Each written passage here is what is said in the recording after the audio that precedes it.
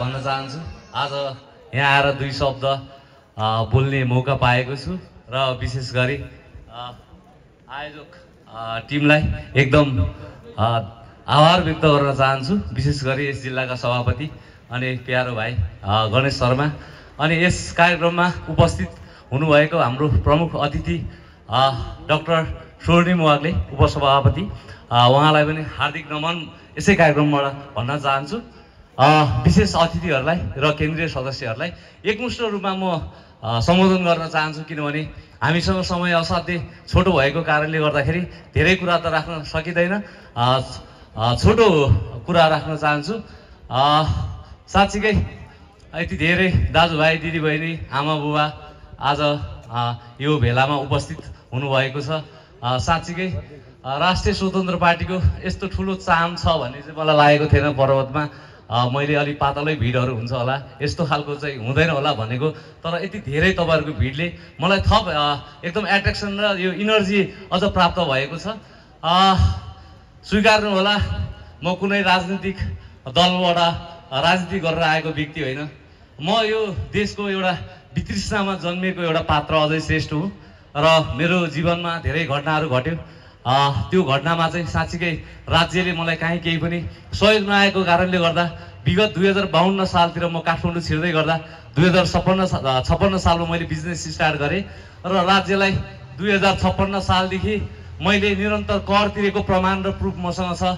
तर यो राज्यबाट केही पनि नपाएको प्रमाण प्रुफ पनि यिनीहरूसँग छ। त्यस कारणले एकदम फ्रस्ट्रेसनमा उत्रिएको एउटा पात्र हुँ म र कुनै पार्टीलाई पनि म गाली गर्दिनँ। तपाईँलाई राम्रोसँग थाहा छ यो देश आज 35 वर्ष कुन पार्टीले हाँकिएको छ, मैले केही भनिराख्नु पर्दैन। यो तपाईँहरूको छाती मन मुटुमा छ। त्यस कारणले मैले यो देश चाहिँ अब एउटा योद्धाले हाँक्नुपर्छ, यो देशलाई परिवर्तन ल्याउने साँच्चीकै त्यो योद्धा चाहिन्छ, त्यो विचार चाहिन्छ। वास्तवमा मैले यसो अस्ति रवि दाईसँग 2.5 घन्टा जति भेट्ने मौका पाएको थिएँ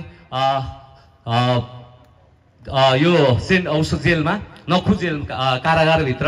र दाईले भन्नुभयो साँच्चीकै दाई 4-5 जना रवि लामिछाने चाहिने थियो दाई, यहाँ 4-5 जना रवि लामिछाने भए यो देश चाहिँ मजाले चाहिँ बन्थ्यो दाई, विकसित मुलुक जस्तै हुन्थ्यो दाई भनेर मैले भनेको।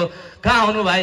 भारतमा महात्मा गान्धी एउटै हो, सिङ्गापुरमा चाहिँ ली कुआन यू पनि एकजना मात्रै हो, अनि त्यसपछि चाइनाको सी जिनपिङ पनि एउटै हो, रवि लामिछाने पनि एउटै हो मेरो भाइ भनेर भन्नुभयो उहाँले होइन। म यति प्रभावित भएँ उहाँको कुराले होइन। त्यस कारणले 4 जना चाहिँदैछ दाइ, हजुर जतिको मान्छेलाई साँच्चीकै पिलरको चाहिँ आवश्यक छ है भन्दै गर्दाखेरि एउटा घर बनाउनलाई धेरै पिलरहरू चाहिन्छ।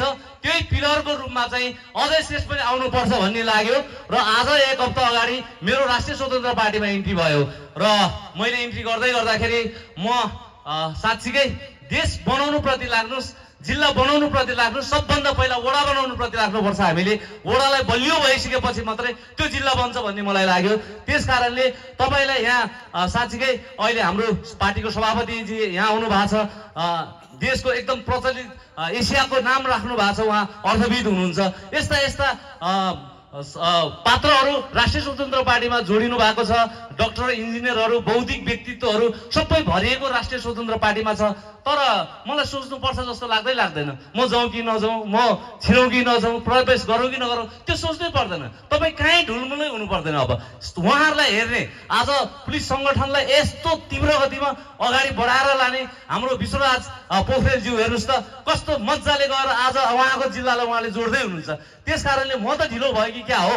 होइन, अब मेरो टाइम आइसकेको छ, म पनि प्रवेश भएँ। त्यस कारणले धेरै साथीहरू पछिल्लो चोटिमा आएर चाहिँ अलिकति मार्केटिङका कुराहरू अनेक कुराहरू गर्छ होइन। तर यो कुराले मलाई अलिकति चित्त बुझ्दैन, किनभने मैले अब हेर्नुहोस् न, यहाँ जसरी यहाँले मलाई स्वागत गर्नुभयो, यहाँले यति मन पराइदिनु भयो, यति मेरो कुरा पनि यहाँले सुन्दै हुनुहुन्छ भने म त्यो पार्टीको कुनै केन्द्र स्तरमा पनि छैन, म त्यो पार्टीको कुनै त्यो खालको पदमा पनि छैन। तर म अहिले तुरुन्तै मलाई त्यो पार्टीमा चाहिँ केन्द्र स्तरमा पदमा बसे भने त्यो पदले मलाई अहिले थिच्छ। मेरो काम भनेको देशव्यापी रूपमा राष्ट्रिय स्वतन्त्र पार्टीलाई सङ्गठित बनाएर लैजाने हो। यो साँच्चीकै वास्तवमा हो भने त्यो कुरा मसँगबाट त्यहाँ त्यो पद ग्रहण गरेपछि म त्यो काम गर्न सक्दिनँ। त्यस कारणले पनि उहाँहरूलाई म त्यहाँबाट भागिहिन्छु, पद दिन्छ भनेर म भागिहिन्छु, किनभने अहिले मलाई त्यो चाहिएको छैन। मेरो दाजुभाइ दिदीबहिनी बा आमासँग प्रत्यक्ष मैले सहकार्य गर्नुपर्ने छ, उहाँलाई भनिदिनु पर्ने छ, मैले उहाँहरूलाई बुझाइदिनु पर्ने छ। किनभने पुरानो शक्तिले यति धेरै मेनिपुलेट गर्यो, यति मेनिपुलेट गर्यो, हामीलाई एक किसिमको लगाम लागेको घोडा जस्तो बनाइदियो, हामीलाई हली बनाइदियो। अब साँच्चीकै अहिले हामी केही चिज पनि आफ्नो अधिकार प्रयोग गर्न सक्दैनौँ है। र यहाँ यति धेरै दाजुभाइ दिदीबहिनीहरू आउनु भएको छ।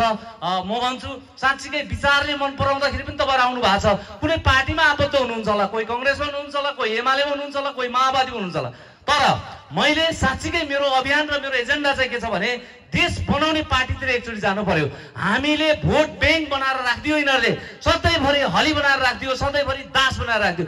एकचोटि साँच्चीकै रवि दाइको विचारमा जाने कि फेरि सोध्नुहुन्छ के छ एजेन्डा, के छ भिजन। मेरो तर्फबाट 3टा एजेन्डा 3टा भिजन छ क्या। सबैभन्दा यो देश बिग्रेको भ्रष्टाचारले हो कि होइन, हो कि होइन भन्नुहोस् तपाईँहरूले। भ्रष्टाचार निर्मूल हुने बित्तिकै यो देश त्यत्तिकै खाकामा आउँछ। तपाईँको घरमा तपाईँको पसललाई लिनुहोस्, तपाईँको पसलमा चाहिँ तपाईँले मुनाफा कमाएको चिज चुहावट भएर जाँदैछ, त्यहाँ खर्चमा बढी गिरावट भएर आएको छ भने तपाईँको पसल सक्दै जाने हो क्या। त्यो पसललाई स्ट्रङ बनाएर लानुहोस्, त्यो पसल चौवर पनि हुनसक्छ। त्यस्तै यस्तो यो अर्थतन्त्रलाई पनि हामीले मजबुत बनाएर लानुपर्नेछ। त्यस कारणले सबैभन्दा पहिलो किताब भनेको चाहिँ भ्रष्टाचार नियन्त्रण नै हो। तर रवि दाइले के भन्नुहुन्छ भने मलाई त्यस्तो 3-4 वर्ष कहाँ लाग्छ र भाइ यो देश ट्र्याकमा ल्याउनलाई, जम्मै 3 महिना लाग्छ भन्नुभएको छ। 3 महिनामा सबैलाई म लाइन लगाइदिन्छु भनेको छ क्या। त्यसै कारणले गर्दाखेरि आज सिङ्गो एउटा रवि लामेछानेले सारा यो देशमा 35 वर्ष शासन गर्ने सत्ताहरूलाई 72 सालको भूकम्प आएको जस्तो लागेको छ। मलाई लाग्छ यहाँ अरू तानबान पनि हुनसक्छ। तपाईँहरूलाई थाहा छ रवि लामेछानेज्यू आज 1 वर्षभित्र बस्नुको कारण प्रतिशोधै हो भन्ने मलाई लाग्छ। केही साथीहरूलाई म यही मञ्चबाट भन्न चाहन्छु, नयाँ साथीहरू प्लिज, नयाँलाई त कहिले पनि खुइल्याउँदैनौँ हामी, नयाँलाई सपोर्ट गर्नुपर्छ। साँच्चीकै भोलि यो घन्टी पटक्कै मन पर्दैन। रवि लामेछानेले जुन खालको तपाईँहरूले एउटा चाहिँ ट्याग लगाइदिनु भएको छ, तपाईँहरूलाई पखाल्नै सक्दैन भने त्यो भोट पक्कै पनि पुरानो दलमा नगएर कमसेकम अहिले आएको नयाँ चिममा हाल्नुहोस्, माटोमा हाल्नुहोस्। कमसेकम त्यो भोट त्यहाँ सदुपयोग हुन्छ। पूर्वबाट बनाउनुहोस्, पश्चिमबाट बनाउनुहोस्, यही देश बनाउनुहोस्। त्यस कारणले म साथीहरूलाई भन्छु, आज हिजो रवि लामेछानेको पक्षमा 2 करोड 84 लाख लगभग चाहिँ त्यो खोलिएको छ, धरोडी खोलिएको छ। केही पात्रहरूले भन्नुहुन्छ कहाँबाट आयो, सम्पत्तिको स्रोत देखाउनुहोस् भन्छ। म भन्छु हरेक नेपालीहरूले रवि लामेछानेको लागि आफ्नो घरको लाल पूर्जा लिएर जाँदैछ। रवि लामेछाने यो देशको एउटा लिडर हो। तपाईँले सोध्नु भएको छ ल, king is back, lion is back, tiger is back. त्यही टाइगरलाई आज यो देशको एकचोटि 5 वर्ष प्रधानमन्त्री बनाउने मेरो ठुलो चाहना छ। त्यस कारणले सबै दाजुभाइ दिदी आमाले एकचोटि साथ सपोर्ट दिनु होला। तपाईँलाई घन्टीमै आउनुपर्छ, क्रियाशील सदस्य लिनुपर्छ भनेर म चाहिँ भन्दिनँ। तपाईँ जुन पार्टीमा छ त्यही पार्टीमा बस्नुहोस्, यसपालिको मत चाहिँ घन्टीलाई हाल्नुहोस्। त्यस कारणले जय घन्टी भनिदिनुहोस्, एकचोटि जय स्वतन्त्र पार्टी भनिदिनुहोस्। ल धन्यवाद। र ठिकै छ, तपाईँहरूसँग गफ गर्ने धेरै चाहना थियो। कुनै दिन फेरि टाइम मिलेछ भने यही मञ्चमा आएर अर्को 1 घन्टाको टाइम लिएर म बोल्नेछु, भलाकुसारी गर्नेछु। र पीडा मनभरि छ, तपाईँको पीडा मेरो पीडा एउटै हो। विशेष गरी यो आज यो दिन आउनमा राष्ट्रिय स्वतन्त्र पार्टीमा म जोडिनुमा चाहिँ मेरो मिसेस र मेरो छोरालाई पनि मैले सँगै लिएर आएको छु। साँच्चीकै मेरो मिसेसलाई 3rd स्टेपको क्यान्सर, घाँटीदेखि माथि 11वटा मैले अपरेसन गरेको छु। डक्टरले बाँच्दैन भनेको मेरो मिसेस, घर परिवारले मलामी आउनु रेडी भएको मेरो मिसेस आज अवरत दिन रात खटेर म कमसेकम तपाईँको 3 महिना हस्पिटलमा सुतेर र कमसेकम 2 वर्षको नन स्टप मैले चाहिँ उपचार मेरो मिसेसलाई गराएर आज मेरो मिसेस तन्दुरुस्त बनाएर म जस्तै बनाएर मैले सँगै आएको छु। त्यस कारणले यो मेरो मिसेसलाई मात्रै पर्ने कुरा होइन, मेरो आमा दिदी बहिनी दाजुभाइलाई सबैलाई पर्ने कुरा हो। राज्यबाट मैले केही पनि नपाएपछि म सडकमा बौलाएको थिएँ, म देब्रे चप्पल लाएर हिँड्ने अवस्थामा थिएँ, किनभने मेरो लागि मेरो सन्तान सबभन्दा ठुलो कुरा हो। सन्तान बाँचेन भने यो अझै शेष पनि आज यहाँ नहुनु सक्थ्यो। त्यस कारणले म प्रति लागेको यो वितृष्णा चाहिँ के भयो भने साँच्चीकै स्वास्थ्यमा छैन, शिक्षामा छैन, कहीँ पनि केही पनि छैन। कहाँ जाने अभिभावक छैन, पुरानो दलको नेताहरूलाई अभिभावक मान्नै सकिएन, तपाईँलाई राम्रोसँग थाहा छ। त्यस कारणले मैले बालेन कुलमान हर्क सबैजनालाई एक ठाउँमा आएर एउटा पार्टी खोल्नुपर्छ, त्यसपछि हामी तपाईँको पार्टीमा साधारण सदस्य लिएर इन्ट्री गर्छौँ भनेर मैले भनेको थियो। तर भावना विपरीत हिसाबले उहाँहरूले आफ्नो पार्टी खोल्नुभयो, उहाँहरूलाई शुभकामना छ।